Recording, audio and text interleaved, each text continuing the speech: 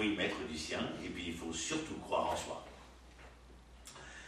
Vayehi kishmoa melech Hiskiyahu vaikra et begadav. Ah ben j'avais pas besoin que tu me dises qu'il avait déchiré ses vêtements. Quand tu commences le texte par Vayehi et qu'il a vu les 3 ministres qui viennent avec le vêtement déchiré lui raconter ce que Rav Shaké a dit, j'imagine que Hiskiyahu n'est pas sorti pour une farandole. Mais par contre, je comprends qu'il est écrit qu'il a déchiré ses vêtements et en plus il a mis le silice. On dit silice ou calice? Non, silice. Silice. Calice, c'est le machin. Silice. Vaïtras Bessac, et il suffit pas. Il déchire son vêtement. Il met le silice, vous savez ce que c'est? C'est le vêtement en coton de deuil. Et qu'est-ce qu'il fait ensuite? Qu'est-ce qu'il fait ensuite? Vayavo Bet Hashem, il va au temple de Jérusalem. Dès qu'on a un problème, on va voir le rabbin, savoir s'il a des réponses. C'est-à-dire, rappelez-vous toujours, quand vous allez voir un rabbin, il ne faut pas que la question que vous posiez, c'est mon maître, le Rav Sivouda qui m'a appris. À chaque fois que vous posez une question à un rabbin, il doit vous répondre par une question. Parce que s'il répond par une réponse, ça veut dire qu'il veut que vous soyez lui. Mais s'il répond par une question, c'est qu'il tend à vouloir que vous soyez vous. Il faut faire très attention à ça. Mais les atrophiés homo sapiens pensent toujours que la réponse est dans l'autre, évidemment. C'est normal. Ce qui fait ensuite que ces homo sapiens sont des gosses qui sont persuadés que les jardins sont toujours verts chez le voisin. Voilà. Mais qui ne penseront jamais que leur jardin peut être vert. Voilà. Je suis parti chez le voisin, j'ai vérifié. Je continue. Vaishlar et Eliakim, Asher Alabaïd, Veshevna Sofer, enfin les 3 ministres.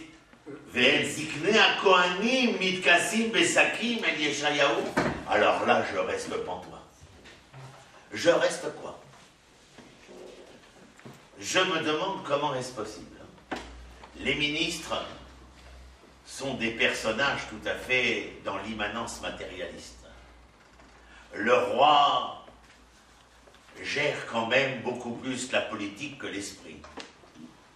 Et s'ils se sont tous rendus Beit Hashem au temple, je ne sais pas, mais j'imagine pourquoi ils se sont rendus là-bas. Vous êtes d'accord avec moi? Ils se sont rendus là-bas parce que la situation est dramatique. Et qu'ils sont allés chercher, on va appeler ça un remontant. Je ne sais pas si vous lisez. Les ministres, ils sont repartis de là-bas, et alors, avec Kohanim, Mitkassim, Besakim, les Kohanim, ils se sont mis le silice. Mais si vous, vous mettez le silice, alors qu'est-ce que vous laissez pour les autres? Le roi, Khlet, les ministres, Glam, les Kohanim, et Rahim. Ils sont qu'est-ce que c'est que ces gens-là? C'est foutu. Et alors, qu'est-ce qui a marqué?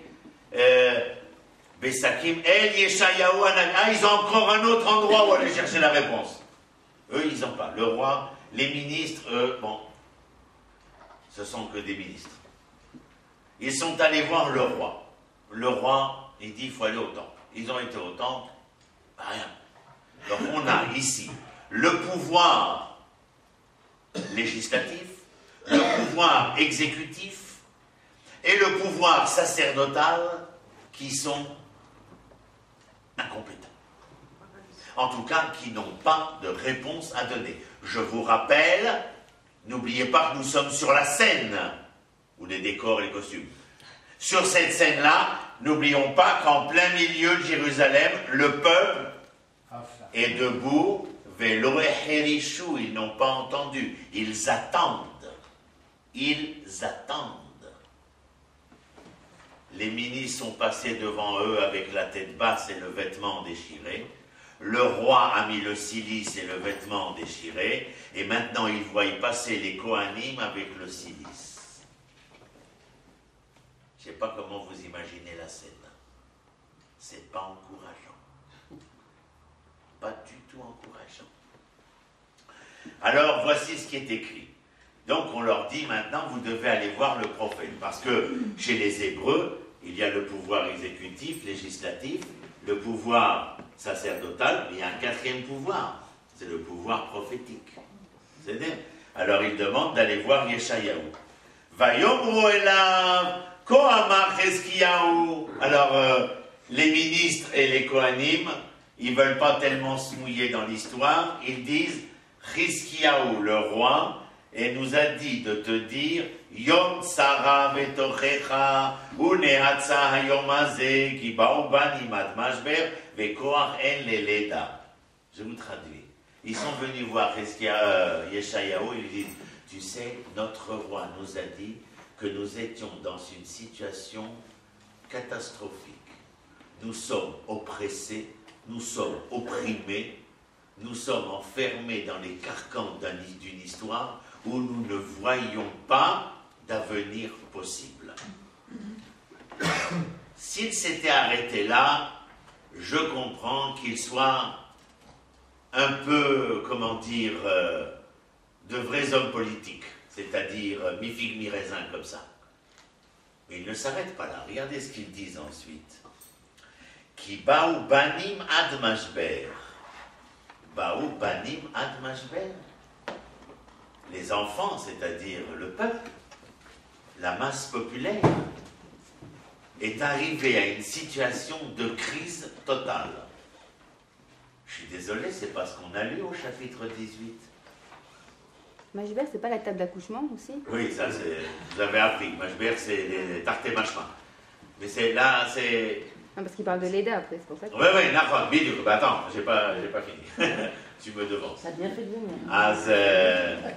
Il vient et il dit, ils sont arrivés à un état critique presque irréversible, à tel point, dit-il, Vekoa en leleda. Ils ne sont plus capables de donner naissance, d'engendrer. Alors que, comme dit Naomi... Oui. Non, nourrit. Nourrit. Tu l'as oublié complètement. Ouais. Ça fait 2 mois.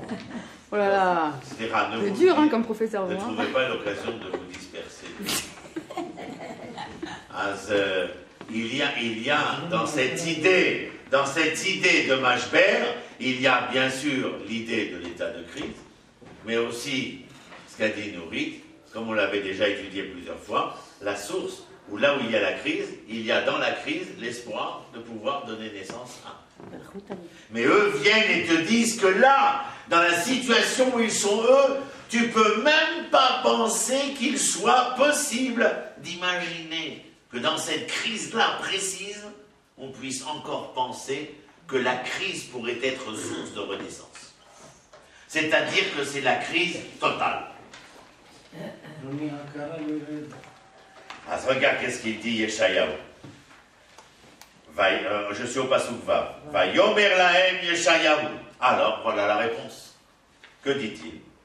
Va yomer lahem Yeshayahu, ko tomrun el adonechem, ko amar Adonai, al tira mipnei advarim asher shamata, asher gidefu na'are melech ashuroti.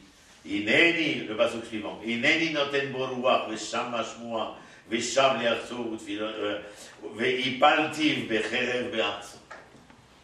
Qu'est-ce qu'il leur dit? Eh bien, il leur dit, n'ayez crainte, l'Éternel m'a parlé. Ça veut dire qu'il ne peut pas parler à Sancheriv. Que Sancheriv soit le moyen de l'Éternel, je suis entièrement d'accord. Mais qu'il ait dit à Sancheriv quelle était la finalité de son emploi, de sa mission. Non, c'est moi qui la détiens. Et regardez ce que je vous dis. Ils vont sentir un esprit venir au-dessus d'eux, un souffle divin au-dessus d'eux qui leur fera prendre grande peur. Ils vont être frappés de je ne sais pas quoi, d'une maladie, d'une épée. En vérité, ils vont être frappés d'une maladie qui s'appelle la lèpre et s'enfuir, etc. Mais voilà ce que leur promet le prophète. Moi, je vais vous dire une chose, comme réponse, ce n'est pas une réponse. Parce que dans la situation où on mange ses excréments et on boit ses urines, que tu viennes me raconter qu'un esprit va venir, ça me satisfait pas. Et puis tu sais, j'ai appris de mes maîtres, en somchim alanes. On ne se fie pas au miracle. C'est une interdiction. On n'a pas le droit de se fier au miracle. Ça ne relève pas de la vraie nature humaine. Alors, on va étudier pour le dernier quart d'heure. Ça veut dire quoi? Mais c'est ça, et en partie la grande leçon. En dehors de tout ce qu'on a appris depuis 3/4 d'heure, il y a quelque chose encore extraordinaire à découvrir, sans rien enlever à tout ce qu'on a appris auparavant, et qui doit nous servir de canne pour mieux marcher dans l'histoire. Alors, Ve'ata Hashem Eloheinu Hoshienu miyado ve'idu kol mamlachot haaretz ki ata Hashem Eloheinu levadecha. Yud-tet j'étais. Et donc à ce moment-là, l'Éternel nous délivrera, et tout le monde saura que l'Éternel est l'Éternel puissant. Vaishlam Yeshayahu ben Amoz el Chizkiyahu lemor. Ko amar Hashem Elohei Israël. Asher itpadalta elai el Sancheriv melech Ashur shamati. Il dit, tu sais, vous allez retourner voir Chizkiyahu, et vous allez lui dire ce que je vous ai dit. Un miracle va avoir lieu, etc. Tout ce que je vous ai dit. Et on saura enfin que l'Éternel, Dieu d'Israël, est l'Éternel un, etc., etc. Mais dites-lui autre chose. Quand il a été prié l'Éternel, vous écoutez bien? Quand toi, Chizkiyahu, Melech Israël, tu as été prié l'Éternel, c'est la prière de Sancheriv qu'il a entendue. Ça veut dire que si Sancheriv s'est avancé là où il a pu s'avancer, c'est parce que sa prière a été reçue, mais si sa prière a été reçue, c'est certainement que Sancheriv était le réceptacle, le moyen nécessaire à l'Éternel pour faire avancer l'histoire d'Israël. Toi, Chizkiyahu, dans le traité de Sanhédrin, au 11e chapitre, il sera question que tu étais à même de devenir le Mashiach. On est bien d'accord? Et si tu étais à même de devenir le Mashiach, ça veut dire qu'il fallait certainement que tu fasses quelque chose de particulier. Or, ta réponse a été laquelle? Quand on t'a dit que Sancheriv a mis le siège devant Jérusalem, qu'est-ce que tu as répondu?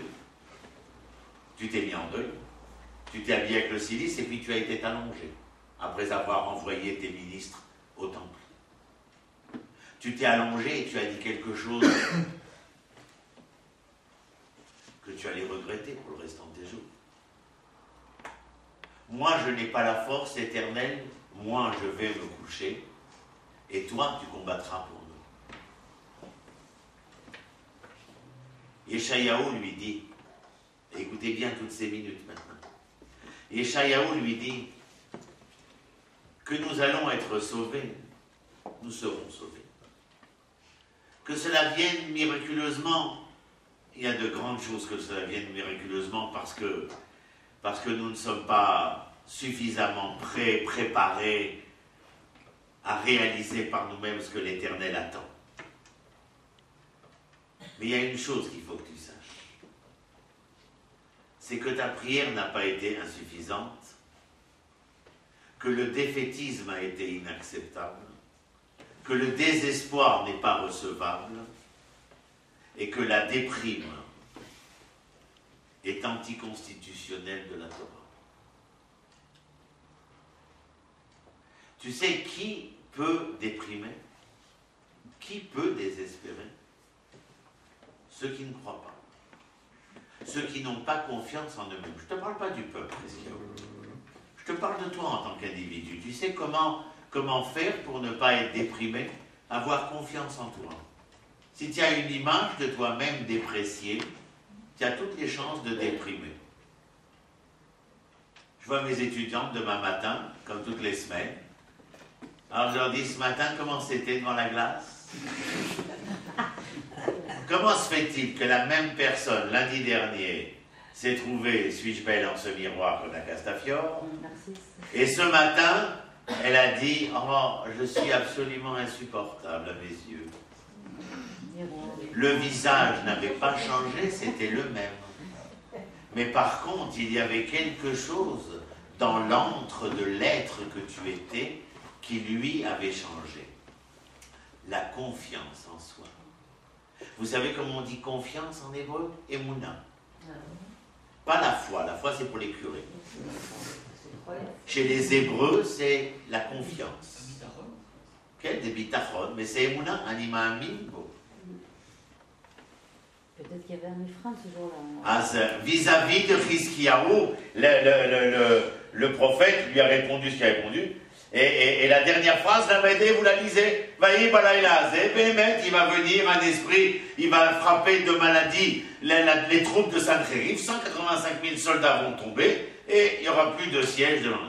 Mais la leçon est importante, et la leçon, je vous l'ai ramenée dans le texte. Je vous ai traduit le texte pour qu'on aille plus vite. Vous voyez, c'est dans la Gemara, c'est celle-là, c'est la Masechet Sanhedrin, et je vous ai traduit. Qu'est-ce qu'un rassemblement d'impies? Rassemblement d'impies, ça veut dire Kishrei Rechaim.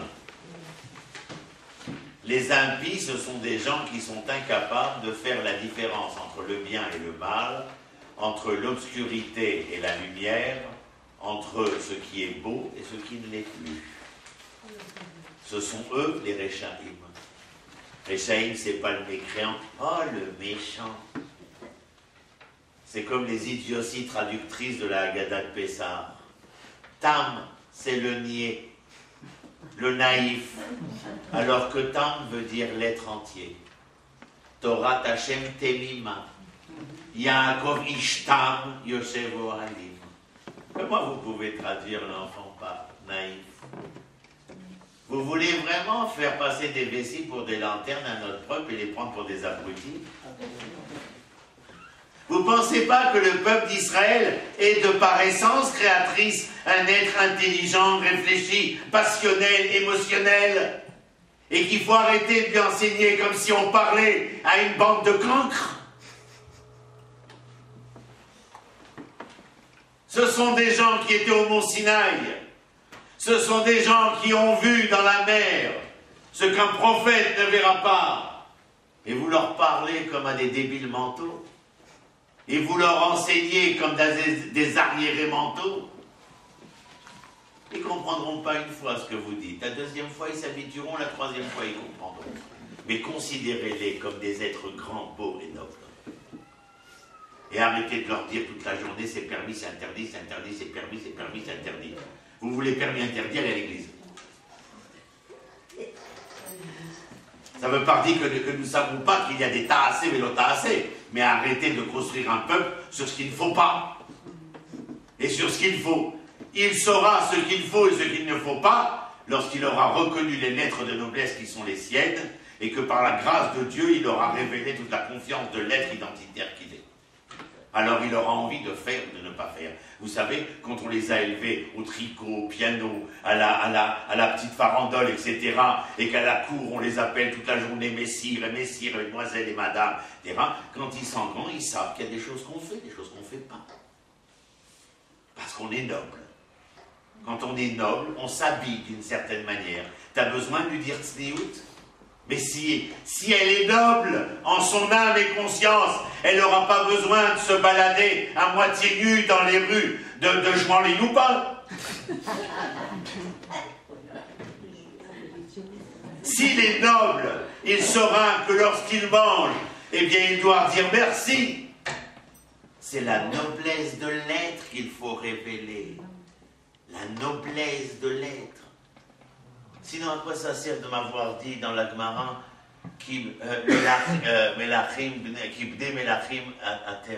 vous êtes des enfants de roi. Nevi'im b'nei nevi'im, prophète, fils de prophète.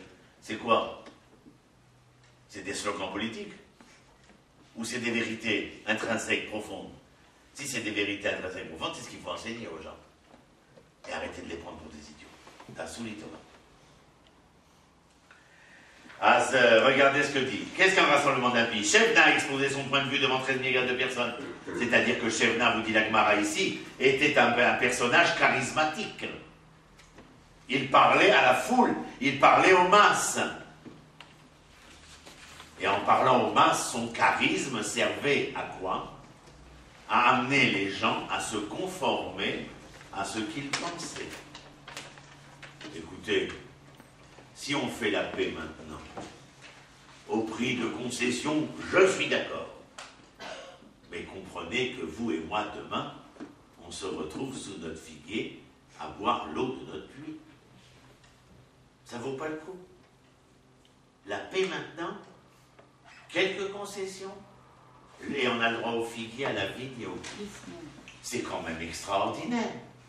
Alors, Shevna écrivit en envoyant, se servant d'une flèche, le message suivant au camp de Sancheriv. Qu'est-ce qu'il faisait Shebna? Après avoir harangué les foules de Jérusalem, il prenait son arc, sa flèche, il mettait un petit mot, il tirait sa flèche qui tombait dans le camp de Sancheriv, et il y avait écrit à Sancheriv: mon cher maître du monde, voici que je suis à la tête du camp de la paix à Jérusalem, et que nous sommes prêts à nous rendre, contrairement aux velléités et aux vicissitudes de ces fous nationalistes. C'est ce qu'il a dû écrire, c'est ce qu'il voulait écrire en tout cas. Alors, il disait, Shebna et son parti sont d'accord pour capituler. Ézéchias et son parti ne le sont pas. Ah oui, vous avez des gouvernements israéliens, dit Shebna, qui sont impossibles. Ils ont une idée en tête, ils veulent rien partager, aucune concession. Maman, on ne peut pas parler avec des gens pareils. Enfin, et puis de toute façon, vous voulez que je vous dise, Shebna a entièrement raison. C'est un homme qui est pragmatique et qui est l'homme de la realpolitik. Si on doit parler, c'est avec son ennemi. Enfin, on ne va quand même pas s'asseoir avec ses amis. Si on doit négocier, c'est avec ses ennemis. Et en négociant avec ses ennemis, pour arriver à trouver un modus vivendi, il faudra faire des concessions.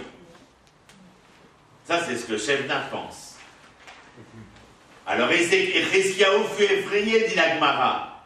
Qu'est-ce qu'il dit, Hiskiaou? Il se peut, le ciel nous en garde, que le Saint béni soit-il penche du côté de la majorité, puisque la majorité veut se rendre et les autres vont se rendre aussi. Regardez en dessous ce que je vous ai marqué dans Shemot. Lo tiye achare rabim leraot, velo ta'ane al rov lintot achar rabim lehatot. Ça veut dire quoi? Je t'ai dit de suivre la majorité. Mais si tu te rends compte que la majorité tend vers l'injustice et l'infidélité, eh bien, il ne faut pas y aller. Regardez Rachi en dessous. Imraïta reshaim matin mishpat. Si tu vois des impies qui font pencher la justice vers l'injustice, l'automaro, il verra lui-même. Ne viens pas me dire comme ils étaient plus nombreux, alors on a été les suivre. C'est quoi cette majorité collaborationniste? Alors parce que les résistants étaient un tout petit nombre, ils avaient tort, et parce que les collabos étaient le plus grand nombre, alors ils avaient raison. Eh bien moi je vous dis que l'histoire a donné raison aux résistants. Et elle n'a jamais donné réponse aux collabos.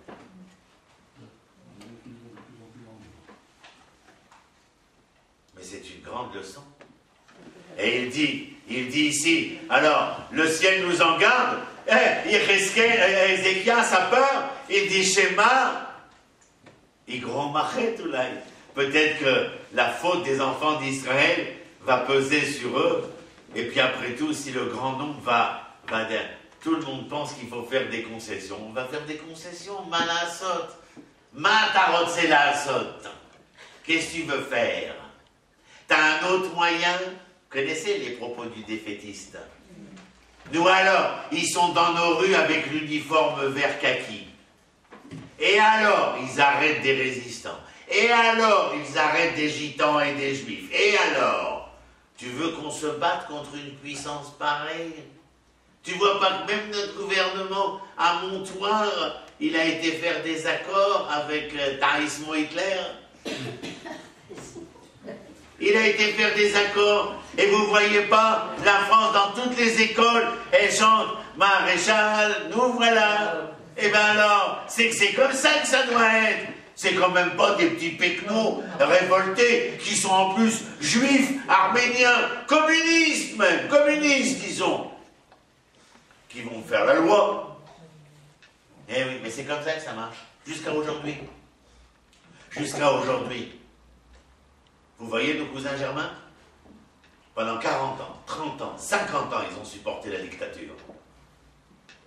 Pour du pain et du lait, aujourd'hui, ils sont prêts à se faire massacrer par des tanks. Dans tous les pays arabes. Nous, c'est pas le pain et le lait, nous. Nous, c'est le sang. Et pour le sang, on ne peut pas aller s'asseoir, place Tahrir, pendant des semaines sous des tentes, à manger du pain et de la chaménette avec une olive.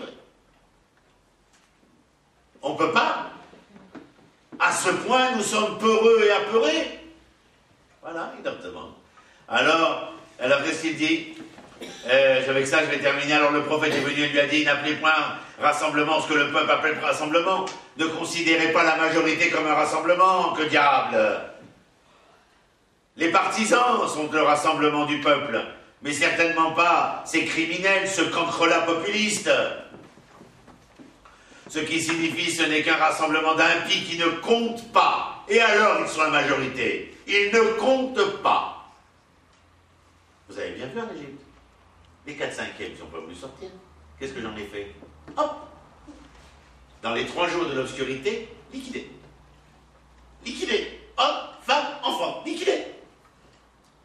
On n'en a plus jamais entendu parler. Qui est sorti? Un 5e.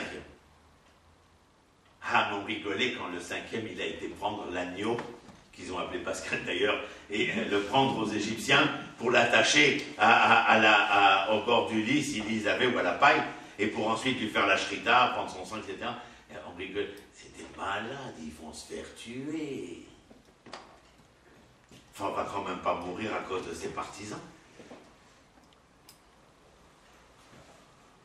Parce qu'eux, ils avaient décidé d'être partisans du moindre effort.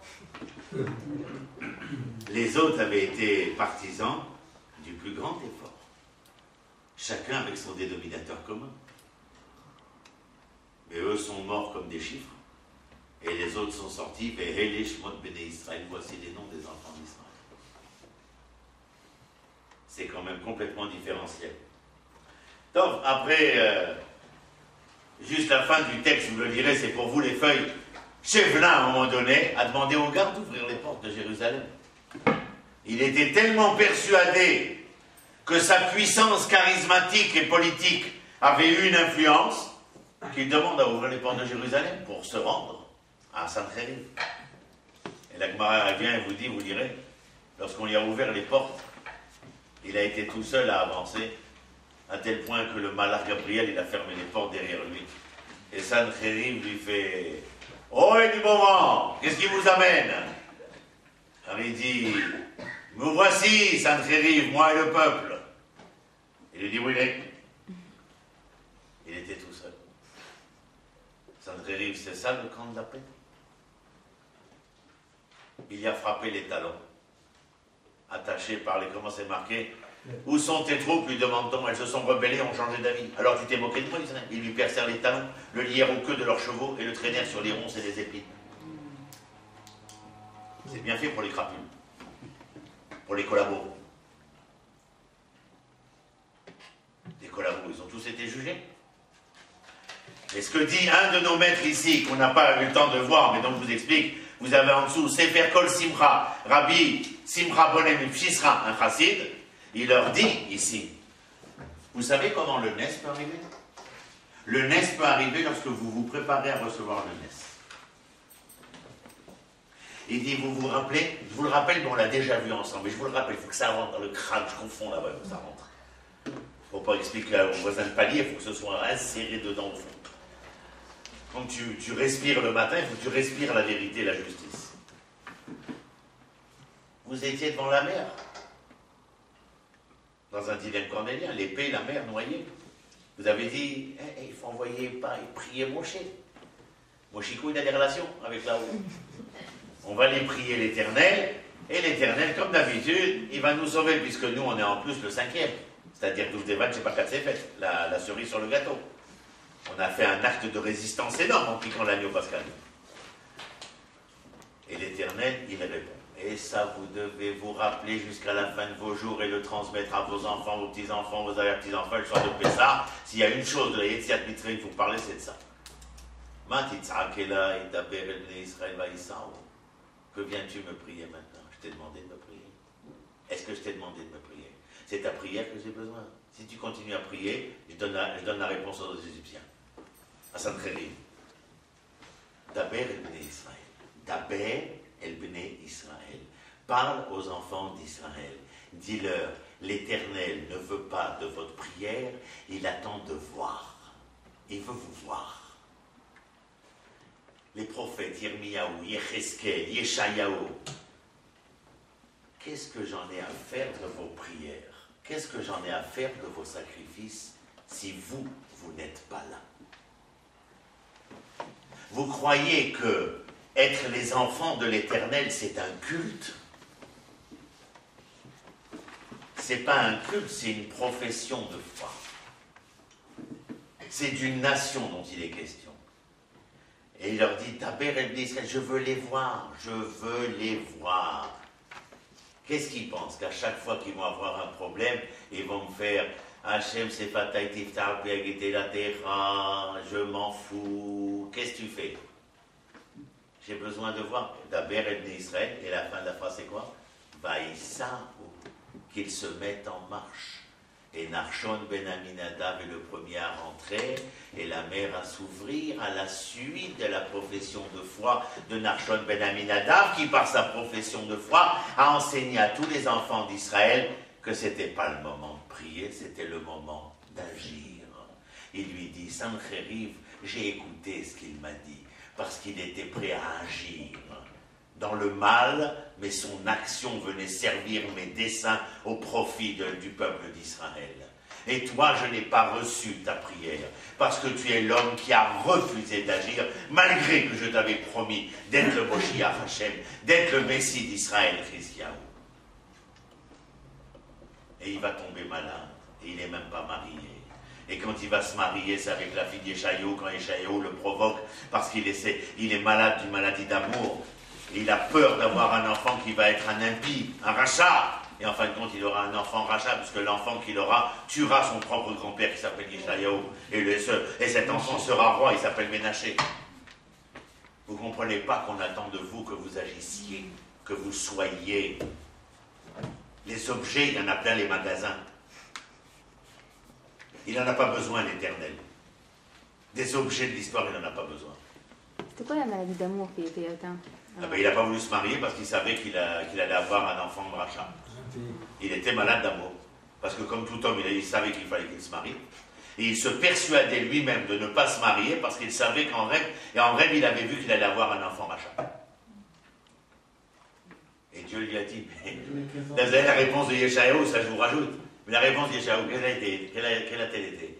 Et il lui dit, dis-moi, Yeshayahu, tu es le nouveau comptable de l'Éternel? Attends, toi tu vas faire les cheshbonot, c'est comme j'aime bien. Ah, vous savez, il y a eu le tsunami parce que... Mais qui t'es toi, Birlal? Parce que tu t'es vu espèce de larve humaine. Qui t'y est pour parler, Birlal? Qui t'a nommé, Birlal?